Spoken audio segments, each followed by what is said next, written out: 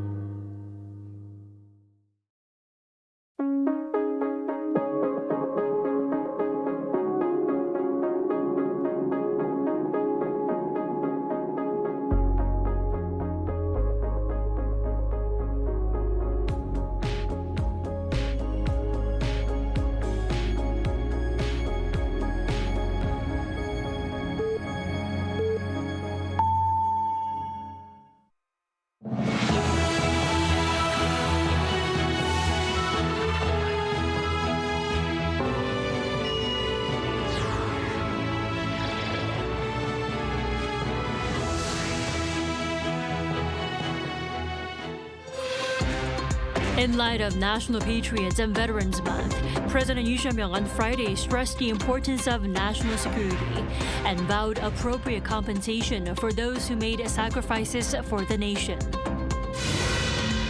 The Trump administration has hinted of extending its pause on reciprocal tariffs past July 9th, though the final call is still up to President Donald Trump.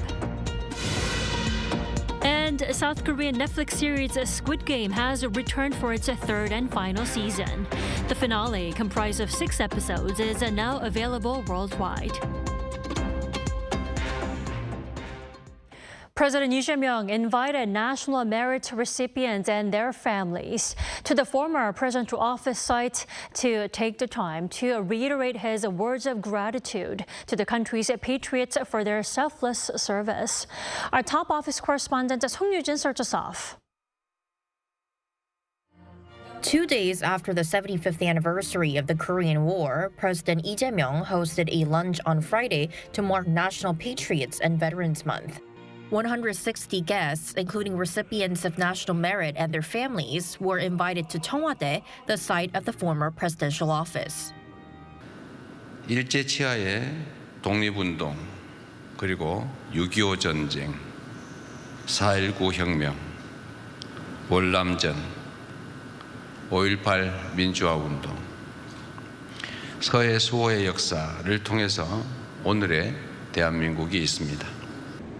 President Lee introduced some of the honorees by name and asked for a round of applause in recognition of their sacrifices. At the heart of his speech was a pledge to better honor and repay their service, which he says has been far too neglected until now.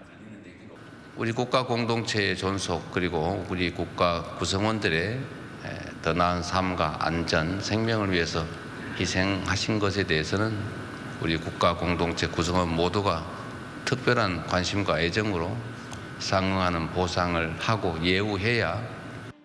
This is something President Lee pledged during his candidacy, promising to review and improve compensation and medical care for those who have helped safeguard the nation as well as their families. The menu included dishes prepared with abalone, crabs, and short ribs. The presidential office says Friday's event was to express gratitude and respect by providing the highest honors to those who gave everything to protect their country. 송유진, Arirang News. Also on Friday, the National Assembly filled vacant leadership posts of standing committees, including the chairs of the Budget and Judiciary Committees, both of which remain under the ruling Democratic Party's control. Our political correspondent Shin Ha-young reports.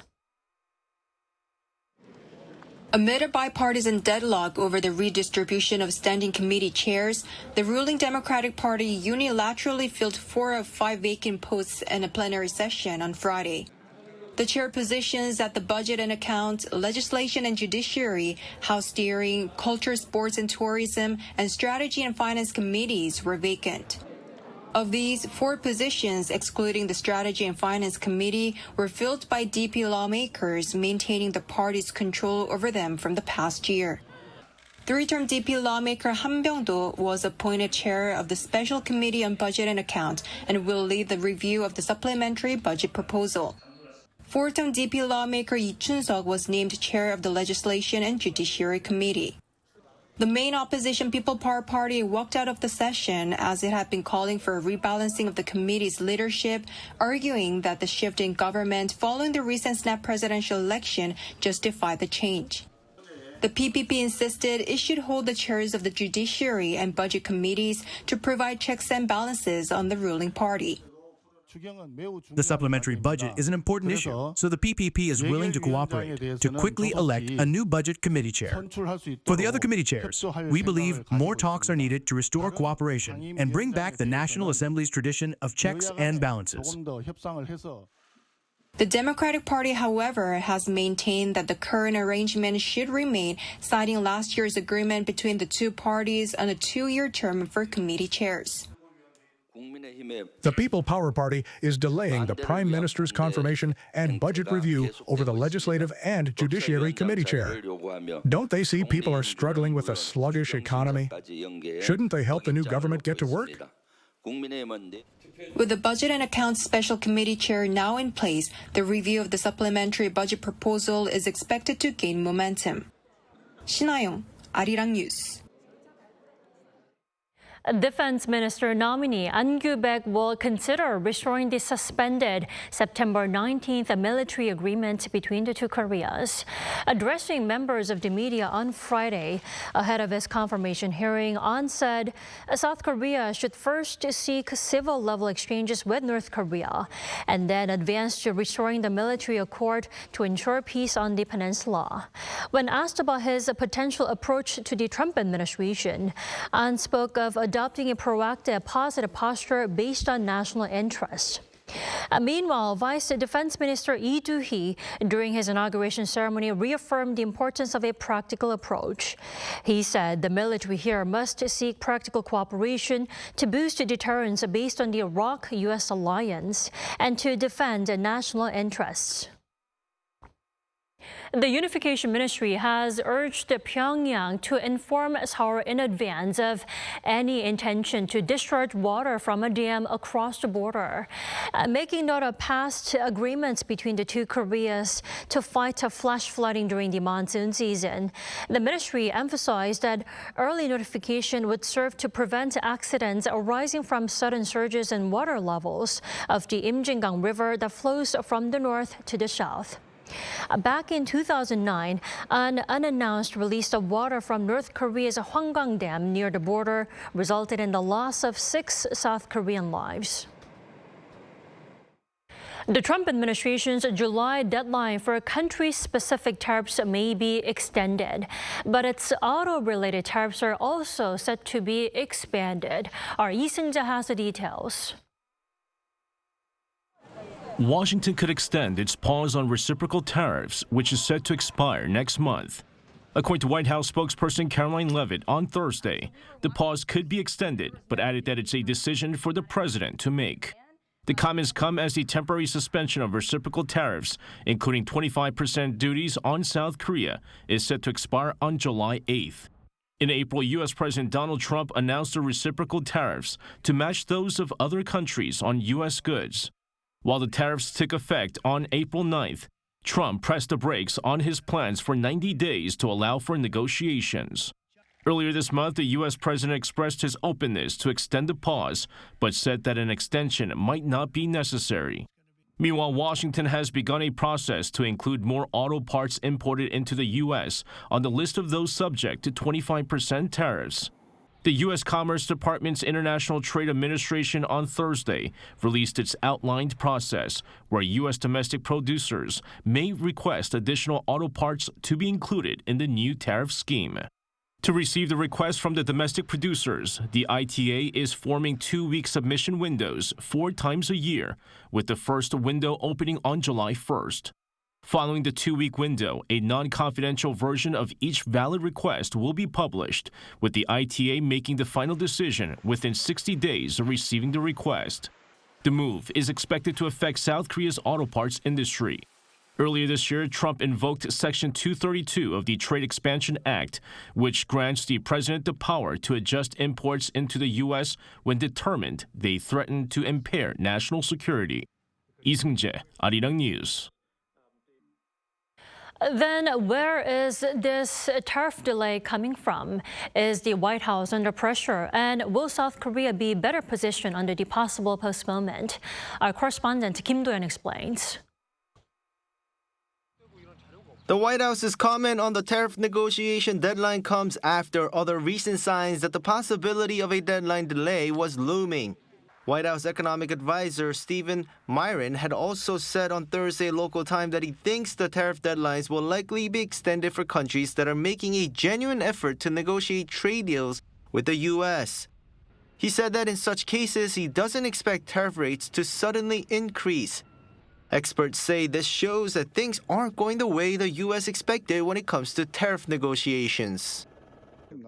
Trump is in a tough spot. Things aren't going his way, especially on trade. Negotiations aren't producing the results he wanted, with tax policy issues in his hands as well. In terms of trade, nothing is working as he thought. So far, the UK is the only country to have concluded its trade talks. South Korea, meanwhile, dispatched Trade Minister Yo Hang-gu to Washington this week for high-level discussions, but no breakthrough has been announced. Observers say the delays could actually work in favor of the negotiating countries.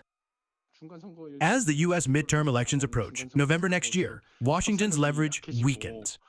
That makes it more desperate to produce a deal it can sell to voters as a win, meaning it's giving off signals that it needs the deal more than the others do.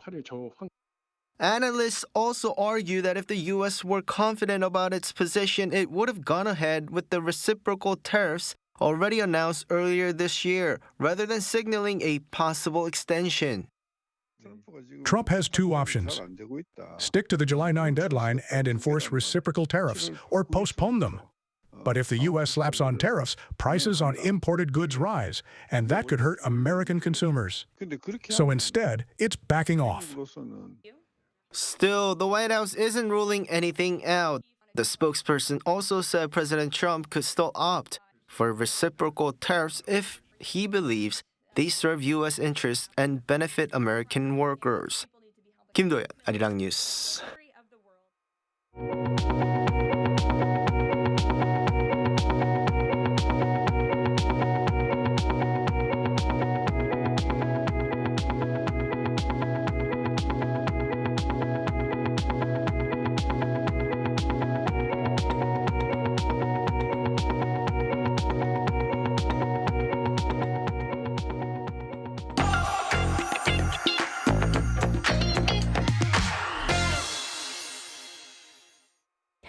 It is a Friday, which means it's time for Arts and Culture. We have our culture correspondent, Choi Soo-young, here in the studio. Welcome back, Soo-young. Happy to be back here, Dami. So I know today what you have for us, the return of Squid Game, right? Yes, Dami, absolutely. About a few hours ago, finally, Squid Game has returned to the world with its final season.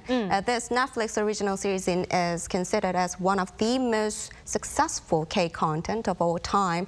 So I bring the key highlights of Season 3's storyline. Let's take a look. In Season 2, Song Gi-hoon joined the game again, but failed to foment a rebellion and even lost his best friend. His fate is now decided in Season 3.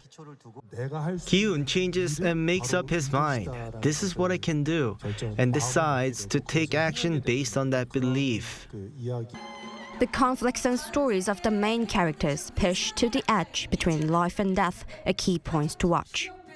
In particular, many viewers have been looking forward to the showdown between Ki-hoon and the frontman Hwang In-ho, the surprise central figure of Season 2. All the characters' interactions and stories will finally explode in Season 3, so I believe it makes up for any disappointments from Season 2. Season 3 centers on the clash of values between Ki-hoon and the frontman, Hwang In-ho, individual survival or collective cooperation. This ideological conflict began to take shape in Season 2, and how this conflict ends is a key point to watch. In Season 3, new Korean games that were not featured in previous seasons are introduced in the survival game. Moreover, beyond survival, a key point to watch is how unique Korean emotions and culture in Squid Game make it stand out. Season 2 also introduced many new games. But in Season 3, what's more important is how the characters' personal stories unfold and what message they ultimately deliver. The key point is how much emotional impact those stories and each characters can create. The 6-episode season was released all at once on June 27th at 4 p.m. Korean Standard Time. With Season 3, Squid Game has begun its final dance, bringing a 4-year-long journey to an end. You know, it's only been a few hours since the final season has been released, but I do have to say some people said the past season, Season 2, felt, you know, maybe slow and even drawn out. Will Season 3 be any different, Young? Yeah, right. Season 2 and 3 depart from Season 1's storyline, with Season 2 serving mainly to expand the universe, but Season 3 moves at a faster pace, bringing the story to a conclusion. So many viewers criticized the previous season's too slow pacing, but such criticism may overlook the features of drama formats.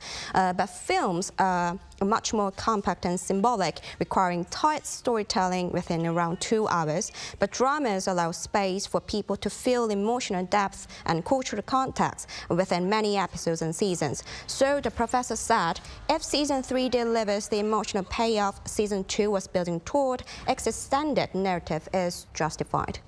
You know, Squid Game has come a long way because it does retain a strong Korean cultural elements. Does season 3 do the same? Yes, absolutely. As you know, the traditional Korean game and the survival scene sparked a global reaction in earlier seasons. But in season 3, director Hwang has also hinted at new unrevealed game not shown in the trailers, further raising anticipation. Experts has also pointed out a unique aspects of Squid Game as emotional depth rarely seen in typical survival formats. Unlike most survival movies that focus solely on individual skills and competition, Squid Game includes the themes of family, friendship, community, and humanism. These melodramatic, emotionally charged elements played a key role in its explosive global appeal. Viewers can expect season 3 to continue emphasizing this distinct blend of Korean sentiment and emotional catharsis. Definitely. Well, Soo-hyung, I'm afraid to say this will be the last season, right? Yes, unfortunately, yes, Tommy. Director Hwang has confirmed that Squid Game will end with season 3, but for now, he has no plan for another season, but who knows? Yeah, who knows? Nothing is certain yet. So there's still some stories to explore more, like on the frontman Hwang In-ho's story or the game system itself. So it would be surprising if Squid Game expands into new extra series through future spin-offs. Well, I will be spending my weekend to binge watch the final season, and let me be the judge, and I'll get back to you. Thank you so much for coming in today. Thank you, my pleasure. And 2 South Korean films have been included in the list 100 greatest films of the 21st century. The New York Times announced a list on Thursday, and Park Chan-wook's 2005 film Oldboy was ranked 43rd, while the 2003 film Memories of Murder, directed by Bong Joon-ho, was ranked 99th. The newspaper stated that Oldboy portrayed operatic violence as a twisted thriller, while Memories of Murder gave the perspective on human limits against incomprehensible evil through unexpected humor. Also notable is Korean-Canadian director Celine Song's 2023 film Past Lives, ranking 86th, which unfolds a story of love, fate, and time between New York and Seoul. The ranking was compiled from 500 renowned directors, producers, and actors. And the list includes movies that were released after January 1st, 2000. The New York Times released a list this week and will be releasing the top 20 later on Friday, local time. Let us now move from the screen to the stage. A talented teenage composer is seeking to blur the boundaries between traditional Korean musical instruments and contemporary musical compositions. Our Lee has the story. 19-year-old classical music composer Hanurij has unveiled his first traditional Korean music piece. He won the Bartók World Competition in Hungary when he was just 18. This young talent has also written a commissioned piece for pianist Lee Myun-chan, the youngest ever winner of the Van Cliburn International Piano Competition at just 18 years old in 2022. Now Lee has entered a completely new territory by composing his first piece for Korean traditional orchestra, a bold step that bridges tradition and modernity and breaks down the walls between Korean and Western music. The opportunity came when conductor Choi Soo-yeol, currently serving as the principal guest conductor of the Seoul Metropolitan Traditional Orchestra, invited Lee to write a piece. Choi describes the Korean Traditional Orchestra as a branch of contemporary music, a special genre that allows us to express the present through ancient instruments. Hanurij's debut in the genre came to life through the Seoul Metropolitan Traditional Orchestra's concert, filling the Sejong Center for the Performing Arts on Thursday night with the richly layered and resonant sounds of kugak, Korea's traditional music. In an interview with representatives from the Sejong Center, Lee described his piece as an attempt to construct an entirely different kind of sentence using the vocabulary of kugak, one that unfolds loosely, hazily, without clear peaks or dramatic climaxes. Hanurij, premiering his work Unselected Ambient Loops 2525, his debut composition for a Korean traditional orchestra, experimentally explores the unique tones and sonic possibilities of traditional instruments. Quoting him, in this piece the loop functions more like a memory, fading, warping, and merging into new contexts yet never entirely vanishing. As pianist Lee Myun-chan puts it, he's one of the most outstanding composers of our time. The future of the music world isn't just bright, it's dynamically unpredictable. 이은희, Arirang News.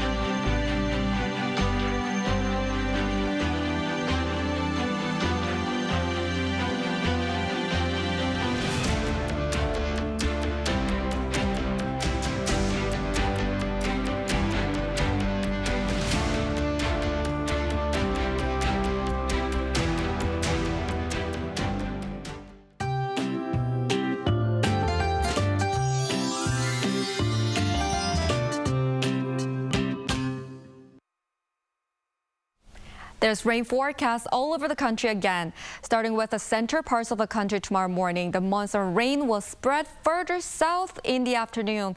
Some center areas will continue to have this rain until Sunday morning.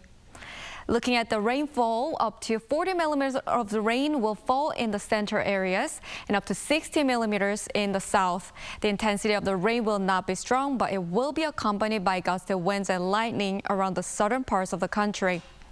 Tomorrow morning will start warm with high humidity at 21 to 24 degrees Celsius across the country. Highs move up to 28 degrees in Seoul, Chuncheon, and Busan, 34 degrees in Daegu and Gyeongju. More rain is expected in the Seoul metropolitan area and western parts of Gangwon-do province early next week. That's all for Korea. Here are the weather conditions around the world.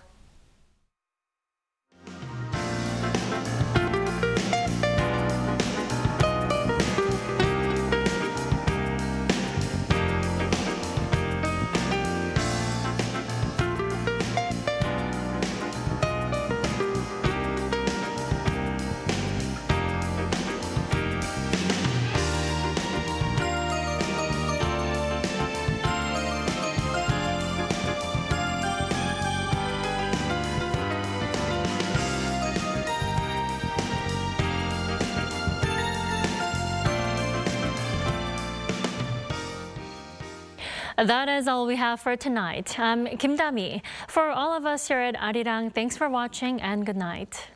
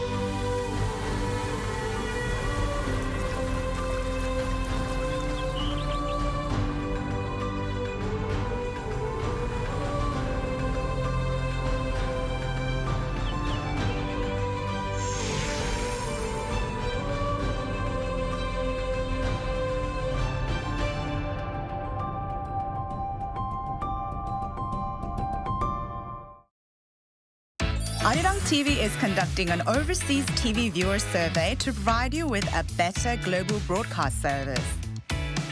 Share your valuable feedback on the Arirang TV website www.arirang.com or mobile application.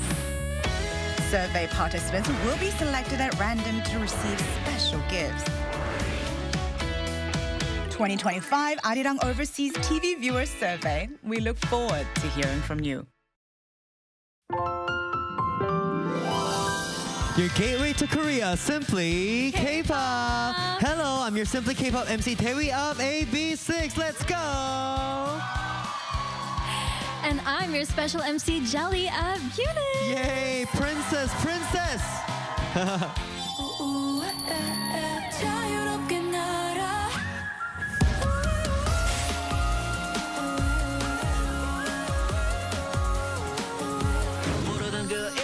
내 계속 사겨봐 답사가 tricky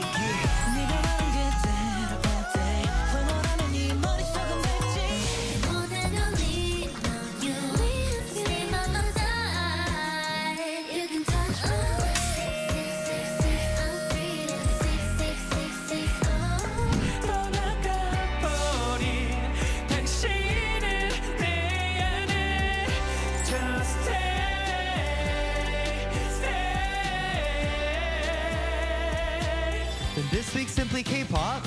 Gateway to Korea. Don't miss out.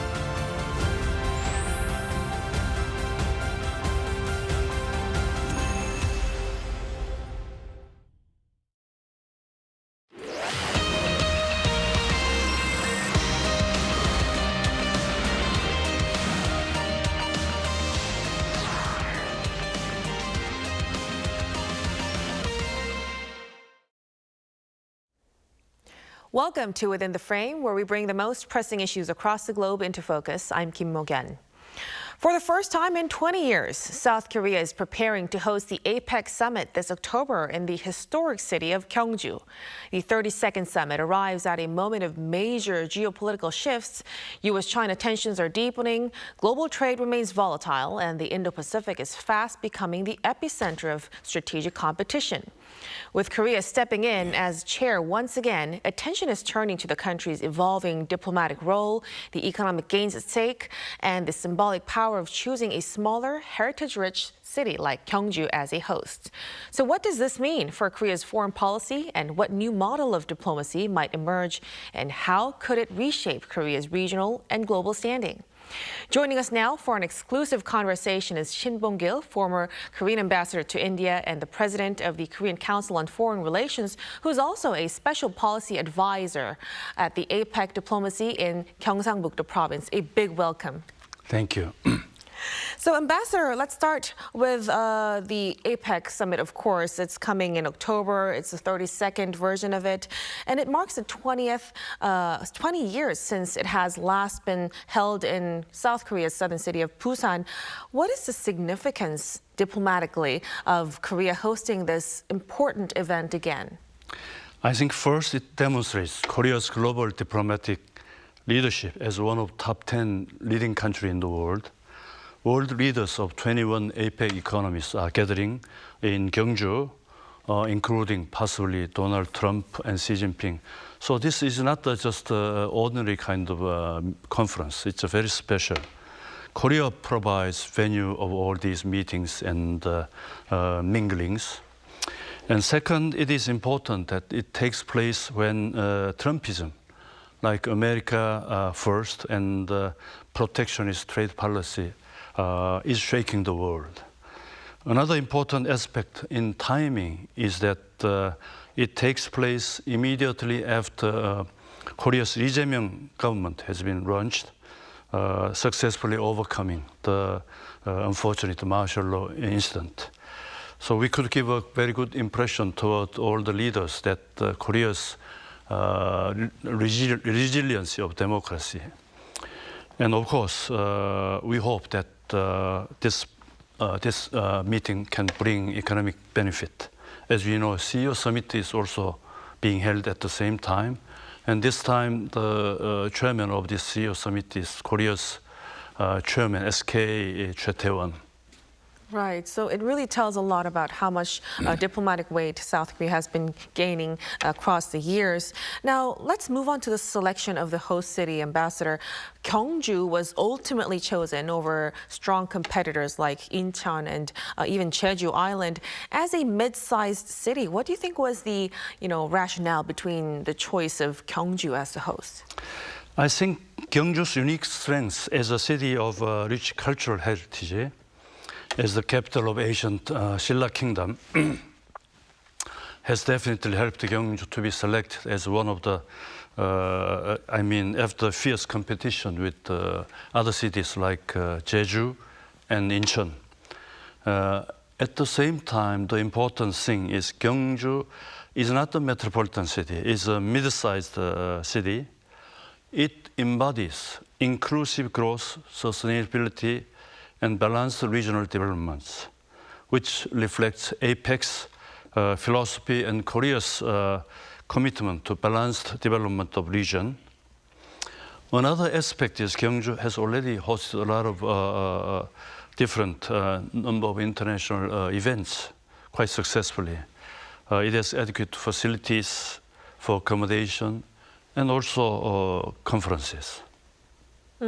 So it really, Gyeongju has, choosing Gyeongju over mega cities shows, the apex vision of inclusive and balanced growth, like Ambassador highlighted. Now let's look back at the year 2005 when APEC was held in, Busan. It highlighted its large-scale urban infrastructure and administrative capacity. So this time around, what do you think should Gyeongju, as the host of this year's APEC, present a new model for international conferences?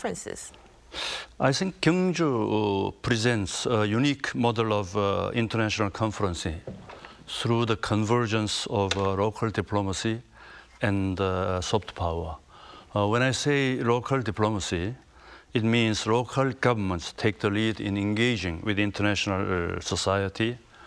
And soft power means utilizing Gyeongju's rich cultural heritage and identity as a historic city. Gyeongju APEC is also a sustainable, eco-friendly, community-oriented model, aligning with the global trend of small but strong cities. So it kind of helps local diplomacy to be highlighted, and for local governments to extend their, hands to global powers as well. Right. Now, what about on the economic front, Ambassador? What kind of economic benefits? You've touched upon this a while ago. You said there would be economic benefits, of course. What kind of economic benefits and industrial opportunities can South Korea realistically expect to gain from hosting the APEC summit? As you know, hosting APEC is more than just convening a prestigious event. Government delegation, businessmen, and a lot of media people of almost more than 6,000 visit Korea. It provides important economic and industrial opportunities. I think it enhances national branding and attracts potentially foreign direct investment. With regard to this, as far as I understand, the pavilion called Advanced Future Industry Pavilion will be constructed at the Gyeongju Apex Square, displaying Korea's advanced industrial capacity at AI, aerospace, semiconductor, 5G, etc. At regional level in Gyeongju area, as far as I understand, almost 8,000 new jobs can be created. And it is expected $300 million new revenue in tourism sector. So it sounds like the summit would really open the doors for local investment and global exposure as well. Now, Ambassador, let's step a little bit back to the global situation. Uncertainties everywhere, including the intensifying rivalry between the U.S. and China and also the trade tensions. Then what kind of role do you think APEC should play in addressing these kinds of challenges? And what kind of key issues should the summit prioritize this year? I think the role and importance of APEC amid growing economic uncertainty can be elaborated as follows. I think first, the important thing is a platform for multilateral dialogue. Second, strengthening supply chain resilience. And third, defending free trade against protectionism. And fourth, addressing emerging challenges like the digital economy and climate change. So I think APEC should play a more than a forum for economic cooperation. It cannot be just a talk shop. It should and could manage geopolitical tensions and design future economic order. With its long-standing commitment to trade liberalization and economic integration, APEC can act as a counterbalance to rising protectionist tendencies and uphold open markets. I think this year's meeting could mark a turning point, testing APEC's ability to deliver meaningful results and demonstrating its continued relevance. So especially in this environment, the role of APEC could be even more vital. Yeah, I think so. Now, let's also touch upon foreign policy, Ambassador. President Lee Jae-myung's administration has been emphasizing pragmatic diplomacy since the beginning. How do you think the APEC summit could become a pivotal platform to advance to this Lee administration's pragmatic diplomacy agenda? As we know, Lee Jae-myung administration emphasizes pragmatic diplomacy. It means a strategy centered on national interest rather than on ideology. In this context, APEC summit serves as a critical point, a critical platform to implement such a diplomacy. Many say the mediating role between Trump and Xi Jinping and the opportunity to improve Korea's relationship with the United States and China. But we all know that mediating is not an easy job, and the management of Korea-China relations at the same time are also a difficult job to do. I think the most important criteria for our pragmatic diplomacy should be national interest first. I think this could be the only criteria. So we should bring forth and prioritize our own interests. And that's the core of pragmatic diplomacy, of course. Okay. Now, we are aware that you have been an ambassador to India, South Korea's ambassador to India. What kind of strategic diplomatic approach should South Korea pursue in the ASEAN and also Indo-Pacific regions through this APEC platform? I think we should exert more of our energy and diplomatic capacity in strengthening our relationship with ASEAN and Southeast Asia, Asian countries, including India. I think previous Moon Jae-in administration's New Southern policy can be an exemplary case. Particularly, India's importance as Korea's key economic and geopolitical partner cannot be overemphasized. India is not, as far as I know, India is not a full member of APEC, we may help India to join this important body. Also, I think linking the Moon Jae-in government's new southern policy with the APEC initiative can be a way of achieving this goal. Right, so we have to expand our diplomatic partners with other countries as well. So, Ambassador, given your extensive diplomatic background, we also want to touch upon broader foreign affairs. President Lee Jae-myung has signaled intentions to improve ties with China. Within the framework of the U.S.-Korea alliance, how do you think South Korea could be able to strike a strategic balance? Of course, it's very difficult. It's not an easy task. But how would South Korea be able to strike a strategic balance in its relationship with China? I think the basic is U.S.-Korea alliance.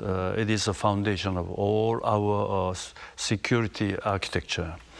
And however, we cannot afford to neglect our relationship with a neighboring country, which has emerged already as a big superpower. Striking a delicate balance between these two countries is not always easy. Talking is easy, but actually implementing it is not an easy one. But it's like walking on a tightrope. We need to have a pragmatic engagement with China on issues like North Korea, supply chains, and cultural cooperation. President Lee Jae-myung recently talked with President Xi Jinping over the phone, and they agreed to respect each other's core interest. What is core interest is another matter, but they had a very meaningful kind of exchanges of their opinions. We should act on each case by the standards, again, over national interest. It should be the most important criteria. We could sometimes say no to each of these two superpowers. So maintaining balance is very difficult, but we have to prioritize our national interests when dealing with both countries. Yes. Right. Now, before we let you go, Ambassador, let's also touch upon inter-Korean relations. The Lee administration is showing a strong intention to restore dialogue with North Korea. And in light of deepening ties between North Korea and Russia, what kind of direction should South Korea's North Korea policy take moving forward? I think first and foremost, strong security cooperation with the United States and Japan is critical. The so-called Korea, U.S., Japan trilateral. We need to enhance deterrence capabilities and ensure rapid response mechanism. At the same time, easing tension and opening dialogue with North Korea is very important. In that sense, recently our government has halted loudspeaker broadcasts and also controlling anti-North leaflets. I think it was an appropriate measure, and there was a response from North Korea. It was also positive. I think it will take time. We should not be in a hurry.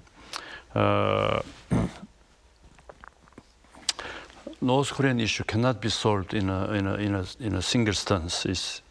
We need patience.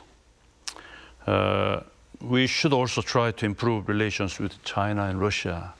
After all these, our neighboring countries, neighborhood diplomacy is always very important in diplomatic field. It should be one of the priority. Right. So it's a very complex situation, and it's going to take a lot of time. But we have to enhance our deterrence and maintain strong ties with Washington and Japan, as we did in the previous administration, and also provide, areas of dialogue, maybe in other areas with North Korea. In the long run, right? That would be definitely a helpful move, and it's an important way to head towards peace in the Korean Peninsula. Ambassador, we'll have to wrap up our discussion here at this point, but thank you so much for your time. Thank you very much. Thank you for inviting me. Thank you. Appreciate it. And that's all from us on Within the Frame. Be sure to tune in again next time as we continue to explore the stories that matter. Until then, stay informed and engaged.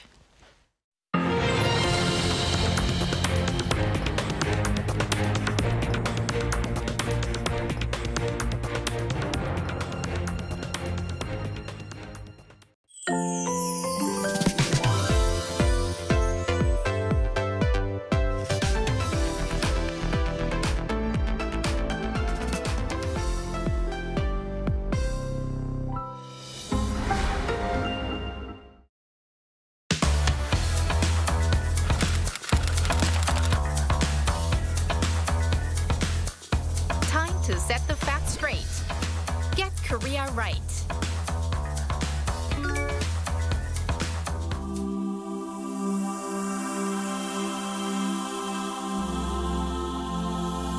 한반도에서 가장 먼저 아침이 시작되는 곳. 대한민국 최동단에 위치한 섬. 천연기념물 제336호로 지정된 자연유산. 이곳은 경상북도 울릉군 울릉읍 독도입니다. 그런데 일본이 대한민국 고유 영토인 독도를 일본 영토라며 일방적으로 주장하고 있어요. 그 때문에 독도와 관련된 잘못된 정보들이 퍼지고 있답니다.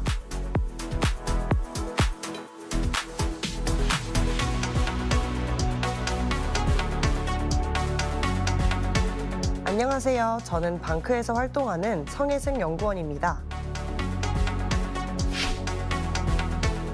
방크는 1999년에 설립된 후 지속적으로 독도 바로 알리기 활동을 하고 있는데요.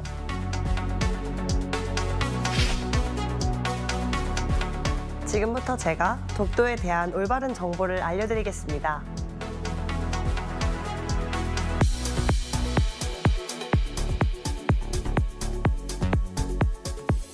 독도는 역사적, 지리적, 국제법적으로 명백하게 대한민국 영토라고 할 수 있어요. 대한민국에 현존하는 가장 오래된 역사책인 삼국사기에 보면 독도는 신라 지증왕 13년, 그러니까 512년 전부터 한국 역사에 등장합니다. 대략 1500년 전부터 독도는 우리의 영토였던 거죠.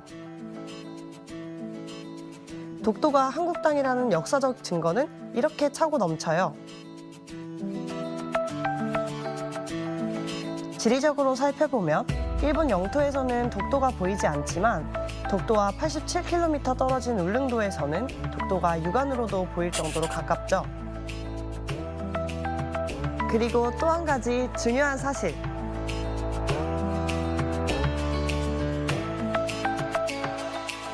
독도에는 대한민국 독도경비대가 상주하고 있어요. 왜냐고요? 독도는 명백하게 대한민국이 지배하는 곳이니까요. 독도가 대한민국 고유의 영토라는 사실, 이제 확실히 아시겠죠?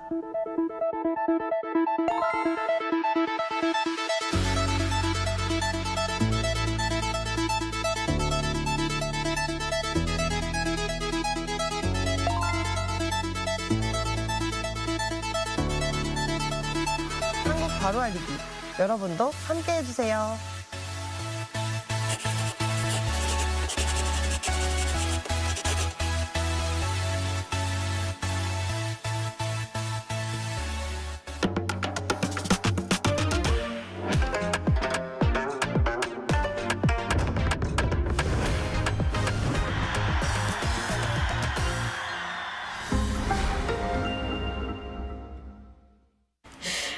Just thinking about it, it's like I can almost smell it, I can almost hear it bubbling and everything, and it just, that steam, you know, that comes up, ooh, it's like I can feel it right now. Yes.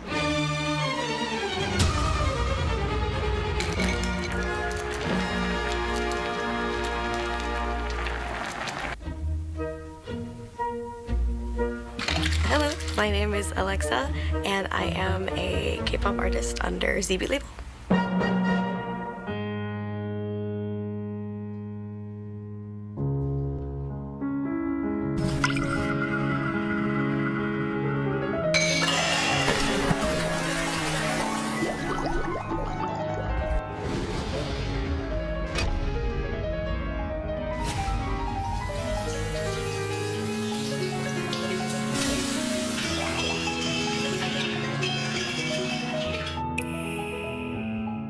I think that far back, there was a local Korean restaurant in my hometown in Tulsa.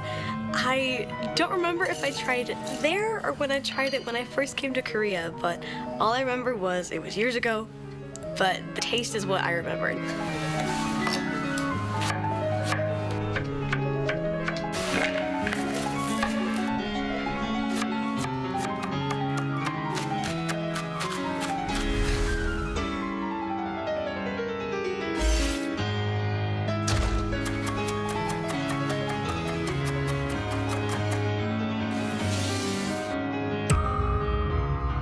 My mom, she does cook some Korean food. Being of Korean descent, I have been eating so much tofu ever since I was a child, but it is one of my favorite and most versatile foods you can use to create so many other dishes, such as 된장찌개.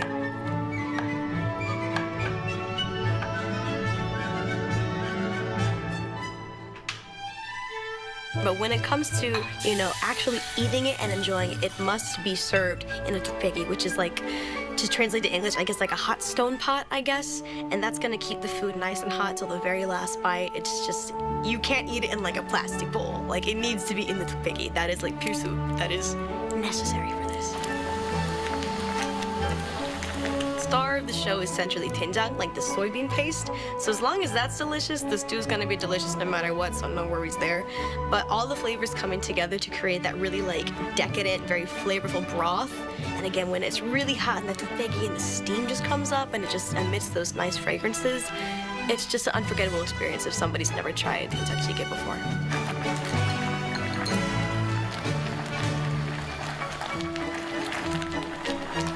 On the occasion, I've had some where there's like clams or mussel, or like occasionally like a crab leg or something. Other than that, I'm not quite sure. Again, I don't really cook. I don't really know what goes in it, but it tastes good, and that's all that matters to me.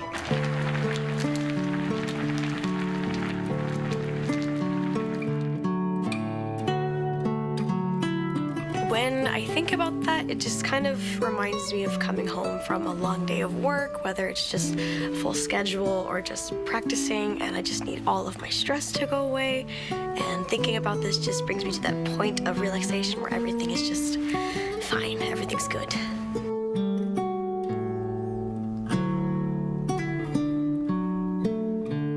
Whenever I eat 된장찌개, since it is a food that brings a lot of comfort to me, I guess, one thing that I do think of is my mother, because in the autumnal and winter season, she would always cook, different stews for the family, whether it was just chicken stew, beef stew, kimchi-jjigae even. But I don't know, I think the warmth of just a nice hot stew just makes me think of, like a hug from my mom.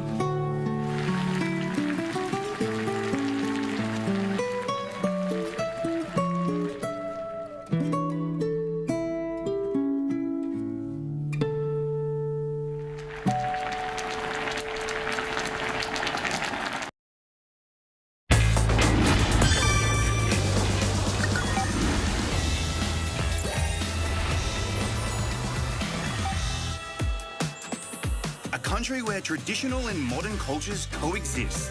Where you can explore spectacular landscapes and nature. Savor the delights of traveling at every turn. Where? Korea, of course. There are some must-visit places in Korea. Ones that appear in every tour guidebook: Hangang River, Gyeongbokgung Palace from the Joseon Dynasty, and... Yes, these are essentials, but I want to go somewhere a little different. I don't have to follow the guidebook. For example, filming locations for K-pop music videos or K-dramas and movies. Traveling is all about taking it slow. A long walk at your own pace, or even zoning out somewhere quiet. Doesn't it sound relaxing? You travel for the experience, trying something new in a foreign place, de-stressing and making lifetime memories, taking tons of pictures along the way. 70% of the Korean territory is mountainous. Naturally, hiking is a very popular pastime in Korea. Not your kind of activity? Trust me, the view will make the effort worth it. Just catch your breath by the cold stream in the valley.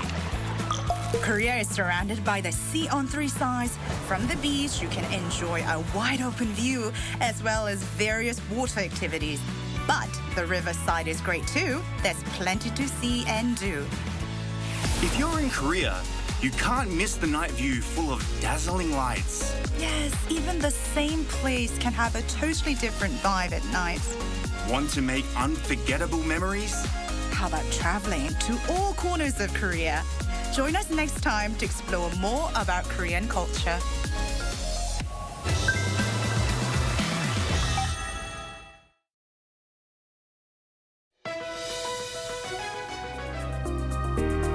We meet global leaders who are driving change in their fields, bringing in-depth interviews about their philosophies and beliefs underlying their achievements.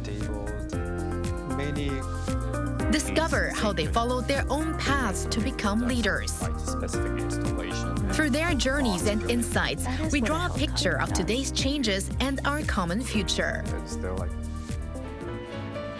What if there are untold fascinating stories between Korea and the countries it has diplomatic ties with?